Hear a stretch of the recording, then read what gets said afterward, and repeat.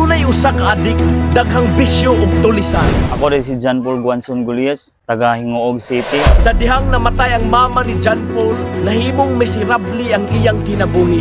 12 anyos kusog na siya mo sigarilyo ug hubog-hubog. Ug niadtong higayon na, nagapil-apil na ko og gang. Dito iyang natun-an ang paggamit og marijuana ug shabu. Ngani nahimo pa siyang tigtransak sa iyang amo nga dealer sa illegal nga droga. Tungtod nga ang among grupo sa gang sige na og panulis. Ilang trabaho mao ang pagpanulis ug pagransak sa mga gagmay nga grocery stores ug pagpangatang sa dalan inig kagabi.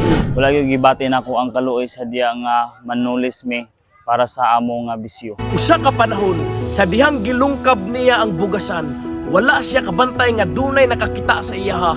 Gireport siya sa kapulisan, gisundan ug nadakpan. Moto nga gisulod ko sa prisuhan, Sulod sa prisuhan ug sa rehabilitation center, wala gyud niya bati ang pagmahay kay gibati nuan niya ang garbo nga napriso na siya ug di na siya basta-basta. Nilabay ang duha ka tuig, nakagawas na siya, gikuha siya sa iyang papa paadtog Cagayan. Nibalik gyapon siya sa daan niyang mga bisyo.